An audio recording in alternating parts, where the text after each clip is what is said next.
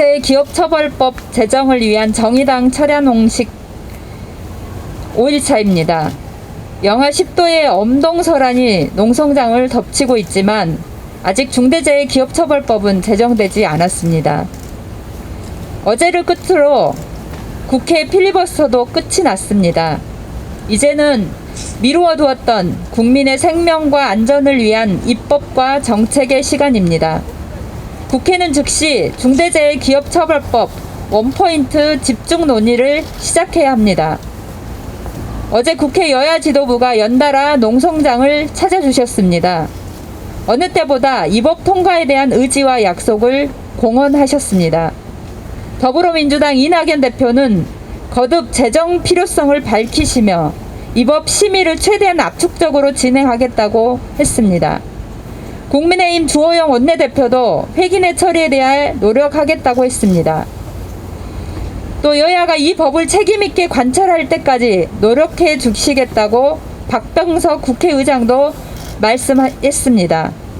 늦었지만 여야가 이 법을 위한 노력을 멈추지 않고 있고 국회가 논의의 장을 열 수 있는 충분한 조건과 의지가 확인되었다고 봅니다. 이제 더는 늦추지 맙시다. 저와 당친 철야농성을 이어가고 있는 고 김용균 씨의 어머니 김미숙 이사장님은 생전 당직이 처음이라고 합니다. 고 이한비 PD 아버지 이용관 이사장님은 고령에 떨어진 체력으로 유족 모임에서 모두가 농성을 반대했지만 더 이상 자신과 같은 고통을 당하지 않게 하겠다며 농성을 시작하셨습니다. 어제 수많은 말들과 약속이 이분들 앞에서 오고 갔습니다. 희망 고문만큼 고통스러운 것도 없다고 생각합니다. 더는 물러설 것이 없다고 살아서는 국회 밖을 나가지 않겠다는 유족들의 울분에 국회는 하루속히 응답해야 합니다. 적어도 연말에는 집에서 가족들과 함께 보내고 싶다고 방문하신 분들에게 간곡하게 요청하셨습니다. 이번 주 예정된 더불어민주당의 원포인트 의총을 비롯한 각 당의 구체적인 논의 및 법 제정을 위한 최종 협의점을 반드시 찾아야 합니다.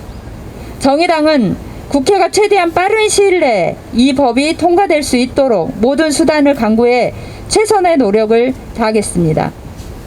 코로나 바이러스 확산세가 심상치 않습니다. 국민들의 고통이 날로 가중되고 있습니다. 특히 또다시 가게 문을 닫아야 되는 소상공인 그리고 자영업자들은 그야말로 막다른 골목에 다다랐습니다. 제가 한국은행으로부터 자료를 하나 받았습니다. 올해 상반기 자영업 대출 잔액이 지난해 말과 비교해서 70조 원이 넘게 늘어났습니다. 올해 상반기 말의 증가율이 이미 지난 한 해 전체 증가율보다 더 큽니다. 대출을 받은 자영업자 수도 상반기에만 38만 2천 명 늘었습니다. 지난해 늘어난 숫자보다 2배 이상이 많습니다. 자영업자들이 그야말로 온갖 빚을 내서 지금의 보릿고개를 넘고 있는 겁니다. 하지만 빚은 결국 갚아야 됩니다. 지금 끌어다 쓴 빚이 훗날의 경제가 정상화되는 과정에서 자영업자들에게 아주 큰 부담이 될 수 있습니다. 더 걱정인 것은 이번의 위기가 언제 마무리돼서 경제가 회복될지 아무도 아직은 알 수 없다는 점입니다. 이제는 추가 대출 또 일회성 현금 지원을 넘어서 근본적인 질문에 답을 해야 합니다. 모든 일상이 멈추는 지금 어째서 자영업자의 임대료는 멈추지 않습니까? 왜 자영업자들이 사업을 멈추고 싶어도 그럴 수가 없는지, 멈추는 예외는 왜 늘 약자들에게 강요되는지 이제 국회가 답해야 합니다. 저는 지난달에 감염병 확산에 따른 영업 제한 조치에 대해서 정부가 임대료 등의 고정비를 지원할 수 있도록 하는 감염병법 개정안, 그리고 재난 등의 위기 상황에서 매출액 등이 크게 떨어진 경우에 임차인에게 임대료를 인하하는 것은 물론 임대 계약까지 해지할 수 있는 권한을 부여하는 상가 임대차 보호법 개정안을 발의한 바 있습니다. 자영업자들의 계속되는 희생만으로 결코 이 위기를 극복할 수 없습니다. 모두가 함께 살아가기 위해서는 그 누구도 소외돼서는 안 된다는 연대의 원칙 다시 한번 새기고 재난에 대처하는 정치적인 또 정책적인 상상력을 발휘해야 될 때임을 다시 한번 강조드립니다. 이상입니다.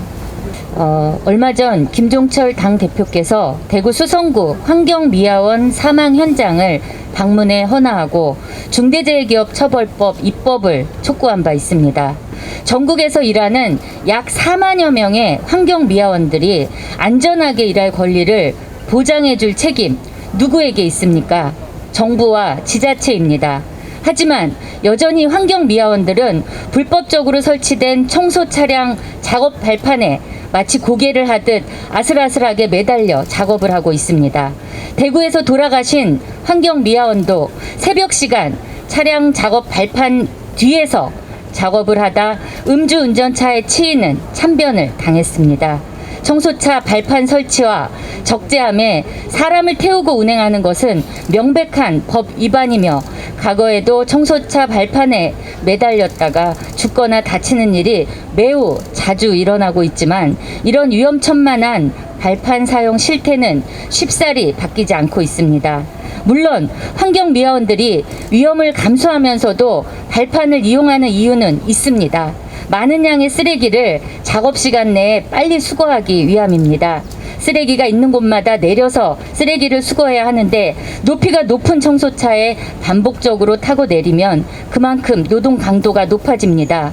그렇다고 쓰레기를 걸어서 수킬로미터를 걸어야 하는 것도 고역이고 그래서 발판 위에 매달리는 위험을 감수하는 겁니다.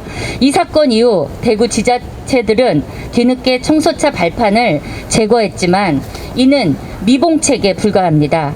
실제 발판이 없어진 청소차의 뒷 범퍼에 매달려 일하는 환경미화원부터 오토바이를 타고 다니며 쓰레기 상차 작업을 하는 미화원까지 여전히 위험스러운 환경에서 일하고 있습니다. 근본적인 해결을 위해서 환경미화원들을 간접적으로 고용하고 있는 지자체가 예산을 투입해 이른바 한국형 청소차라 불리는 저상 청소차를 도입해야 합니다. 환경미화원들이 안전하게 탑승할 수 있는 공간이 마련된 청소차를 도입해야만 노동자들 또한 위험천만한 고개 노동에서 벗어날 수 있을 것입니다. 정부는 각 지자체가 환경미화원 안전사고 예방을 위해 생활 폐기물을 수집 운반하는 자가 준수해야 할 안전기준을 담은 폐기물관리법 시행규칙을 제대로 준수하고 있는지 관리 감독해야 할 것입니다. 변칙적인 조례 개정을 통해서 꼼수를 부리는 지자체 이번 국정감사에서 경기도 31개 시군 가운데 17곳의 시군이 그런 꼼수로 조례 개정을 추진하고 있는 것으로 확인됐습니다. 서울시는 25개 자치구 중 단 두 곳만이 야간 작업을 폐지했습니다. 지자체가 조례 재개정을 통해 해당 작업을 예외로 둘 수 있게 한 법의 허점을 노린 것입니다. 지자체가 예산 탓을 하며 우회로를 찾고 있는 동안 길 위에서 죽는 환경미화원들은 앞으로 더 나올 수밖에 없습니다. 환경미화원이 안전하게 일할 수 있도록 정부, 지자체가 책임감을 갖고 대책 마련에 나서길 바랍니다. 14일인 어제 한국시티은행 이사회에서 키코 사태와 관련 일부 피해 기업에 대해 보상금을 지급하기로 결정했다는 반가운 소식이 있었습니다. 매우 환영하는 바입니다. 키코 사태는 외환 파생 금융 상품으로 환율 방어를 위해 수출 중소기업들이 대거 가입했다가 2008년 금융위기 때 환율이 급등하면서 막대한 피해를 본 사건입니다. 당시 피해 기업 숫자만 919개, 피해 금액은 1조 7천억 원에 달합니다. 이에 금융감독원은 이례적으로 분쟁조정위원회를 통해 은행의 불안전 판매 책임을 명시하고 4개의 피해 기업에 대해 배상을 권고하여 우리은행이 배상에 나서기도 했습니다. 그러나 나머지 145개 피해 기업의 자율배상을 하기 위해 구성된 은행협의체에서 몇 달째 논의가 있었습니다만 진전이 없는 상태였습니다.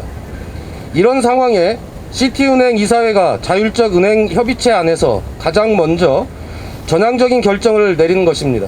이 결정이 지금까지도 코로나로 인해 2중 3중의 고통을 겪고 있을 피해 기업들에게 조금이나마 위로가 되길 바라며 은행협의체의 다른 은행들에게도 전환의 계기가 되기를 바랍니다. 끝으로 은행협의체에 구성원으로 참여조차 하고 있지 않은 산업은행과 기업은행 역시 국책은행으로서의 모범을 적극적으로 보여주시기를 바라는 바입니다. 이상입니다.